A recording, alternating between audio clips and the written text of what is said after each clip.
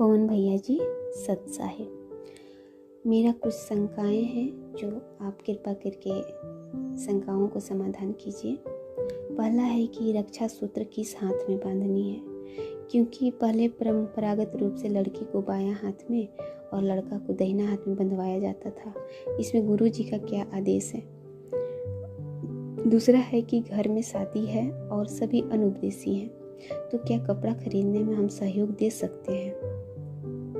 तीसरा है कि ऑनलाइन नाम दीक्षा अप्रैल 2020 में लिए थे, जो सतनाम मिल गया है, तो इसमें शंका समाधान कीजिए कि प्रथम मंत्र और सतनाम दोनों मिक्सिंग जाप कर सकते हैं। मिक्सिंग जाप का मतलब है कि जैसे 20 मंत्र 10-20 मंत्र प्रथम मंत्र कर लिए, फिर सतनाम भी कर लिए, फिर टाइम मिला तो प्रथम मंत्र कर लिए, फिर सतनाम कर लिए। ऐसा क्या कर सकते हैं, या फिर प्रथम मंत्र 108 बार पूरा करके ही सतनाम करना है। और चौथा है कि क्या जीन्स पहन सकते हैं। और पांचवा है कि सतनाम जो है, सतनाम का जो नियम मर्यादा है वो मेरे पास नहीं है, तो उसका नियम मर्यादा मुझे चाहिए। सत साहिब। बंदी छोड़ सतगुरु रामपाल जी महाराज जी की जय हो। सतसाई बहन, आप जी का प्रथम सवाल है कि परम पूज्य सतगुरु रामपाल जी महाराज जी से नाम दीक्षा लेते समय हमें जो एक लाल कलर का धागा मिलता है, जिसको हाथ की कलाई पे बांधा जाता है, और वर्तमान में समाज में जो प्रथा है उसके हिसाब से औरतें उसको दाएं हाथ पे बांधती हैं, पुरुष उसको बाएं हाथ पे बांधते हैं। तो क्या ऐसी कोई प्रथा सतगुरु रामपाल जी महाराज जी की भक्ति में भी है? क्या ऐसा कोई नियम है? तो बहन दास तो यही कहेगा कि ये पूर्ण परमेश्वर की सत भक्ति है, और सत भक्ति में आडंबर और पाखंड के लिए, कुरीतियों के लिए, प्रथाओं के लिए, परंपराओं के लिए लेस मात्र भी जगह नहीं है। तो ये आपकी अपनी इच्छा, आपकी अपनी मर्जी के ऊपर निर्भर करता है कि आप परमेश्वर के रक्षा सूत्र को कौन से हाथ में बांधना चाहती हैं। दूसरा आप जी का सवाल है कि मेरे परिवार में मैं अकेली उपदेशी हूँ और परिवार में शादी है, तो क्या मैं उनके साथ में शॉपिंग करने जा सकती हूँ, सामान वगैरह खरीदने के लिए उनके साथ जा सकती हूँ। यदि मैं उनके साथ गई तो मेरी किसी मर्यादा का हनन तो नहीं होगा, मेरे को कोई दोष तो नहीं लगेगा। देखिए बहन, जहां तक दास का आइडिया है, आप उस परिवार की बहू हैं और आप अकेली उपदेशी हैं, तो बहन ऐसी स्थिति में आप उनके साथ में जा सकती हैं। मार्केट में, बाजार में कोई भी चीज खरीदने के लिए, शॉपिंग के लिए आप जी अपनी सास के साथ में, अपने पति के साथ में, ननद के साथ में, देवरानी जेठानी के साथ में आप जी जा सकती हैं। जाने में किसी प्रकार का कोई दोष नहीं है, लेकिन ध्यान इतना रखना कि वो दुल्हा या दुल्हन के लिए जो भी ड्रेस खरीदें, जो भी वो लोग ज्वेलरी खरीदें, आप उसमें अपनी सहमति मत देना। आप अपनी इच्छा मत बताना कि ये जी ये वाला अच्छा नहीं है, ये वाला ले लो। नहीं जी, ये लहंगा सस्ता है, अच्छा भी नहीं लग रहा, इसका कलर भी ठीक नहीं है, वो लो जिसपे लाल कलर की देखो कैसा कैसा सुंदर सुंदर चित्र बने हुए हैं। इस तरीके से आपने अपनी चॉइस नहीं बतानी है। जैसा उनको अच्छा लगे वो अपना खरीदे, और आपसे यदि वो पूछें कि बेटा ये कैसा है, तो आप उनको यही कहते हुए उनको बोल दो कि माता जी आपको पसंद आ गया, आपने देख लिया, और क्या अच्छा होगा, ठीक है, बहुत अच्छा है माता जी, कोई दिक्कत नहीं। इस तरीके से आप जी यदि आपसे पूछें तो आपने केवल इसी तरीके से उनका सहयोग करना है। तीसरी आपकी शंका है कि भगत जी मैंने प्रथम नाम लिया, फिर मुझे सतनाम मिला, दोनों मंत्र में जाप करती हूँ, तो मेरी शंका ये है कि मैं दोनों मंत्रों का मिक्सिंग जाप कर सकती हूँ या नहीं। मिक्सिंग का मतलब होता है कि क्या मुझे प्रथम नाम को पहले जाप करना पड़ेगा पूरी 108 माला, या फिर मैं बीच बीच में सतनाम भी जाप कर सकती हूँ। तो देखिए बहन, ये परमात्मा की भक्ति है। परमात्मा ने इस भक्ति को बहुत ही सीधे तरीके से हमें बताया है, बहुत ही सहज ये भक्ति है परमात्मा की, और इसमें ऐसी कोई बाध्यता नहीं है कि आपको सबसे पहले प्रथम नाम की माला करनी पड़ेगी, उससे पहले आप सतनाम नहीं कर सकते। ऐसा कुछ नहीं है। परमेश्वर ने कहा यदि रात को 2 बजे भी आपकी आंख खुल जाती है और आपकी मंत्र करने की इच्छा हो, तो आप कोई भी मंत्र जो आपकी जुबान पे आ जाए उसी को आप कर सकती हैं। उसी का सुमरण, जैसी विधि परमात्मा ने बताई है उस विधि से आप जी उसका सुमरण कर सकती हैं। मान लीजिए आप सुबह उठते ही आपने सतनाम के 4 मंत्र कर दिए, उसके बाद आपको कोई काम याद आ गया, आप अपनी रसोई में चली गई, वहां मान लीजिए आपको प्रथम मंत्र की आपको याद आ गई, आप जितने मर्जी 2, 4, 5, 10 जितने मंत्र कर सकती हो आप प्रथम मंत्र के कर लीजिए। फिर मान लीजिए आपका ध्यान हट गया, फिर आपको 2 मिनट बाद में सतनाम याद आ गया, आप सतनाम के सुमरन कर लीजिए, 2, 4, 5, 10 जितना भी आप करना चाहो। ऐसी कोई बाध्यता इस भक्ति मार्ग में नहीं है, बहुत ही सहज मार्ग है, बस मंत्र होने चाहिए हमारे, ये गुरुदेव ने बताया। तीसरा आपका सवाल है कि भगत जी क्या हम जीन्स वगैरह पहन सकते हैं? तो बहन देखिए, जीन्स को लेकर आजकल सतलोक आश्रम मैनेजमेंट हरियाणा की तरफ से भी एक पीला पर्चा आया हुआ है और संगत में से काफी भगत भाई बहनों ने अपनी अपनी प्रतिक्रिया भी दी है। कुछ ने सही बताया, कुछ ने उसको गलत बताया। गलत बताने के पीछे का रीजन उनका ये था कि कुछ लोगों ने सतलोक आश्रम मैनेजमेंट हरियाणा के शंका समाधान वाले नंबरों पे फोन किया और उनसे पूछा, क्योंकि देखिए ये परमात्मा की भक्ति है और परमात्मा ने लाखों की संख्या में सत्संग कर रखे हैं और जो भी भगत इस परमात्मा से जुड़ता है वो एकदम से सारे सत्संग नहीं सुन सकता है, इसलिए शंकाएं होना जाहिर सी बात है। तो जब लोग वहां पे फोन करते हैं और उनसे पूछते हैं कि भाई हमने तो ऐसा कभी सुना नहीं, तो भाई ये बताइए कि क्या ये गुरुजी का आदेश है, और यदि गुरुजी का आदेश है तो गुरुजी ने क्या सोच के मना किया है, इसका रीजन क्या है, और ये जानने का हमारा अधिकार भी है, क्योंकि परमेश्वर सतगुरु रामपाल जी महाराज जी ने हमें प्रथम नाम के साथ में जो 11 मंत्र दिए हैं और सतनाम के साथ में हमें जो 33 या 34 नियम दिए हैं, हर नियम के पीछे एक लॉजिक है, एक रीजन है, एक कारण है, और कारण क्या है वो परमात्मा ने अपने सत्संगों में खुल के बताया है। अगर कोई भगत भाई बहन परमात्मा के वो सत्संग नहीं सुन पाया है और यदि सतलोक आश्रम मैनेजमेंट हरियाणा के शंका समाधान पे फोन करके पूछता है, तो ये जाहिर सी बात है सतलोक आश्रम मैनेजमेंट हरियाणा के शंका समाधान पे जो भी भगत भाई बहन बैठते हैं, ये उनकी जिम्मेदारी बनती है कि वो उस भगत को परमात्मा के ज्ञान आधार से संतुष्ट करें कि भगत जी परमात्मा ने इसके पीछे का ये रीजन बताया। लेकिन जो ऑडियो दास ने सुनी है, उन ऑडियो में केवल उन लोगों ने यही कहा कि भाई गुरु जी का आदेश है, मानना है तो मानो, नहीं मानना तो नहीं मानो। तो भाई ऐसे बात नहीं बनती है। जैसे परमात्मा ने हमें प्यार से हर चीज को समझाया है, उसी तरीके से आप लोगों ने भी भगत समाज को समझाना पड़ेगा यदि आप शंका समाधान करने बैठे हो तो बहन देखिए, जीन्स के पीछे का जो रीजन है, और परमात्मा ने खाली अकेले जीन्स के लिए मना नहीं किया बहन, जीन्स से परमात्मा की कोई दुश्मनी नहीं है। परमात्मा ने अपने सत्संगों में स्पष्ट रूप से कह रखा है कि देखिए, परमात्मा की भक्ति ग्रहण करने के बाद में और ये नियम वगैरह पता होने के बाद में और इतने सत्संग सुनने के बाद में आपको ये समझ में आ जानी चाहिए कि ये मोक्ष वाली भक्ति है, और मोक्ष वाली भक्ति में परमात्मा भगत को हंस बनाएंगे। और हंस कौन होता है? हंस वही होता है जो अपना सीधा साधा तरीके से रहे, ना कोई ज्यादा चटक मटक करे, ना ज्यादा ऊपर मुंह करके चले, बिल्कुल सिंपल सादा। परमात्मा कहते हैं साधु सोई जो सीधा चाल है। तो हमें हर तरीके से हमने भगत बन के रहना होगा। परमात्मा ने बताया कि भगत का बोलना, भगत का चलना, भगत का उठना, भगत का बैठना, भगत का पहनना एक बिल्कुल सभ्य होना चाहिए। उनके भगत के उठने, बैठने, चलने, बोलने में भी कहीं कोई अश्लीलता नजर नहीं आनी चाहिए, किसी भी प्रकार की कोई असभ्यता नजर नहीं आनी चाहिए। तो आजकल समाज का जो बिगड़ा हुआ रूप है और जिस कदर कपड़ों को लेके जो अश्लीलता समाज में फैली हुई है, उससे बचाने के लिए परमात्मा ने अपने भगत को ये आदेश दिया हुआ है कि भाई आप मेरे बच्चे हो, आप परमात्मा के बच्चे हो, और परमात्मा के बच्चे ने केवल परमात्मा को प्रसन्न करना होता है। और परमात्मा किन बातों से प्रसन्न होता है ये भी गुरुदेव ने सत्संगों में बताया है कि परमात्मा केवल अपने भगत के सीधेपन से और साधेपन से प्रसन्न होता है। हम परमात्मा को होठ लाल करके, हम परमात्मा को बाल काले करके, या हम परमात्मा को मेकअप करके, फेशियल करके, या सोना पहन के, चांदी पहन के, तड़क भड़क वाले कपड़े पहन के हम परमात्मा को 7 जन्म में भी खुश नहीं कर सकते। परमात्मा प्रसन्न होता है भक्ति से, सीधेपन से, और जो नियम परमेश्वर ने दिए हैं उन मर्यादाओं में रहते हुए परमात्मा की भक्ति करते रहने से। तो हमें बहुत ही सीधे और सिंपल तरीके से हमने चलना होगा। हमारे जो कपड़े हैं बहुत ही वो सभ्य तरीके वाले होने चाहिए, उनमें कहीं भी किसी भी प्रकार की कोई भी अश्लीलता नहीं दिखनी चाहिए। तो आजकल बाजार में जिस प्रकार से टाइट जींस आती हैं, या जो टाइटी आती है, जो एक पजामी टाइप की आती है जिसको माता बहनें पहन लेती हैं, और ऊपर भी बहुत सारे ऐसे कपड़े आते हैं मार्केट में जो बिल्कुल टाइट होते हैं, जिनमें माता बहनों के अंग बिल्कुल मतलब स्पष्ट रूप से दिखाई देते हैं।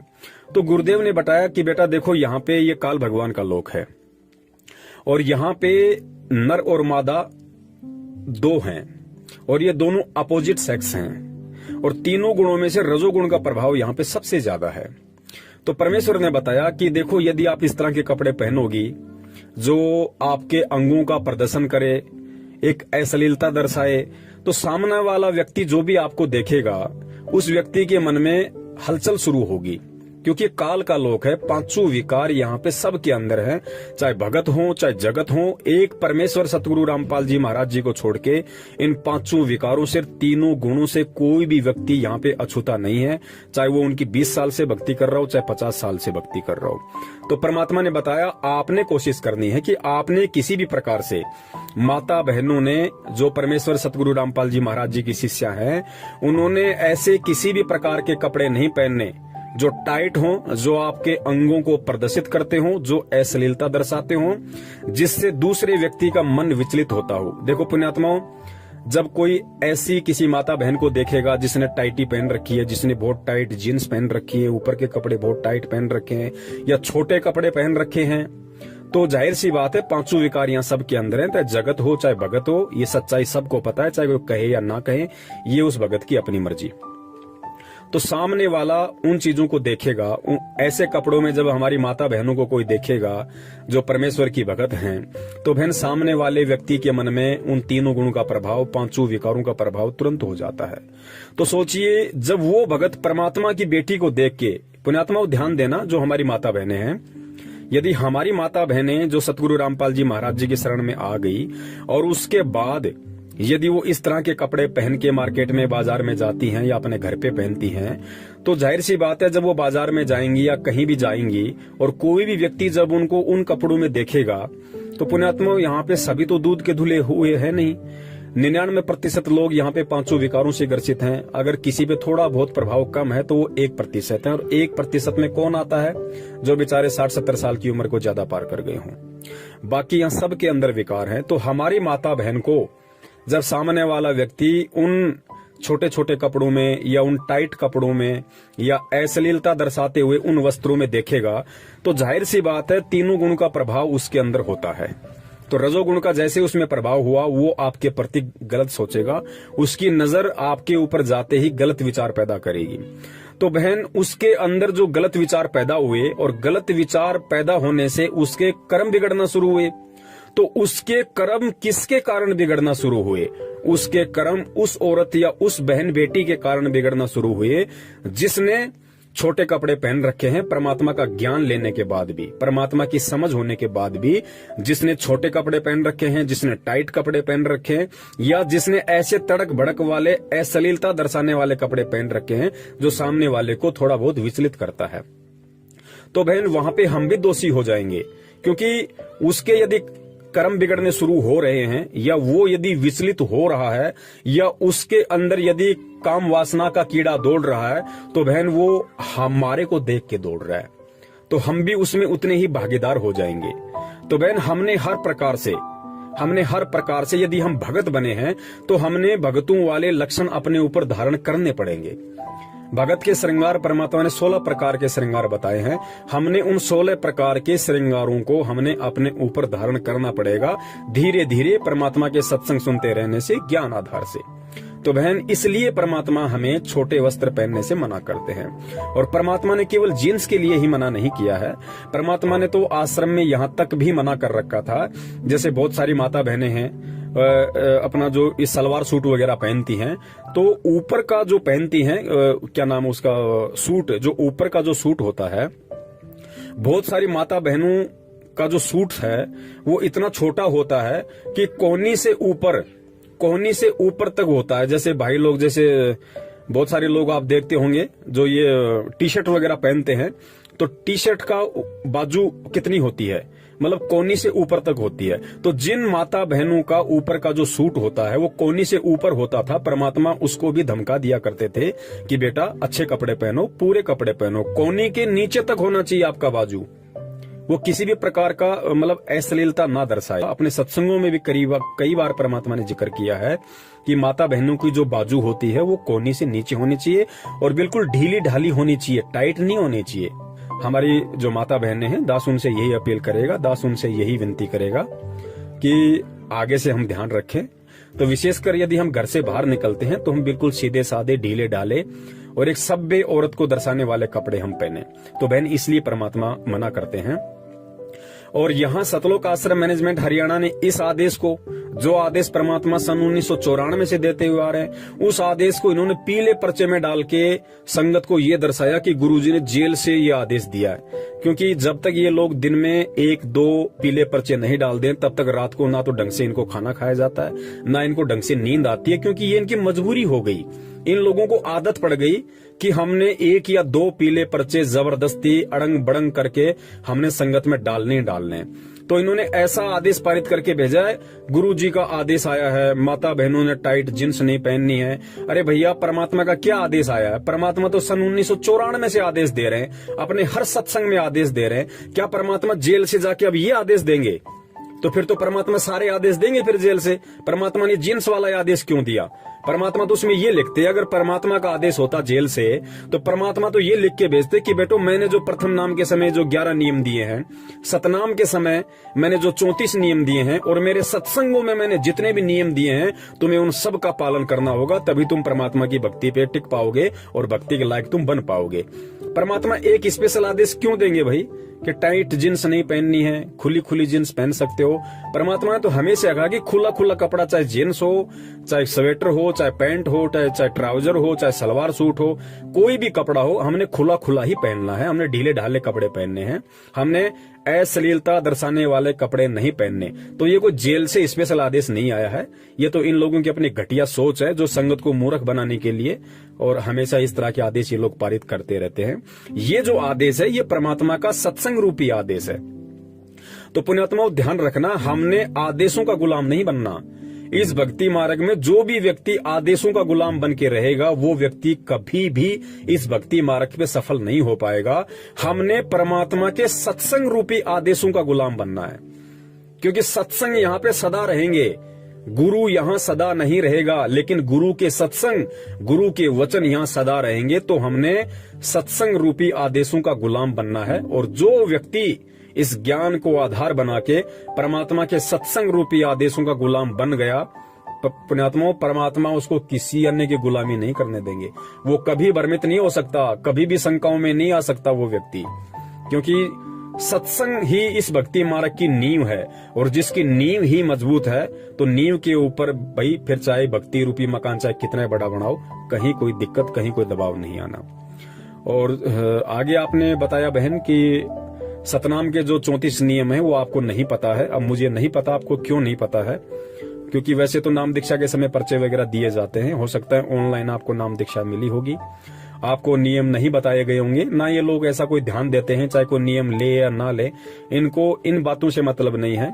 मैनेजमेंट को केवल संख्या जोड़ने से मतलब है, ताकि ज्यादा से ज्यादा लोग ज्योति पाठ और दान जमा करवाए। नियम में रहे ना रहे ऐसी कोई बाध्यता इन लोगों को नहीं है। तो सतनाम के जो नियम है, अगर परमेश्वर दया करेंगे, मालिक प्रेरणा करेंगे, तो दास सतनाम के जितने भी 34 या 35 नियम है, परमात्मा एक विशेष वीडियो उन पे बनवाएंगे। और जैसे परमात्मा ने प्रथम मंत्र के समय जो 11 नियम दिए जाते हैं, जैसे परमेश्वर ने पहले उसका एक वीडियो बनवा रखा है, उसी प्रकार परमात्मा अगर दया करेंगे तो दास सतनाम के सभी 34 या 35 नियमों का भी एक वीडियो अवश्य बनाएगा अपने भगत भाई बहनों के लिए, और ताकि हम लोग नियमों को अच्छे से जानेंगे, समझेंगे, पहचानेंगे, तो हम भक्ति पे दृढ़ होकर चल सकेंगे। अगर समय आया, परमात्मा ने प्रेरणा की, तो अवश्य सतनाम के नियमों का भी वीडियो बनेगा। सत साहिब, जय हो बंदी छोड़ के।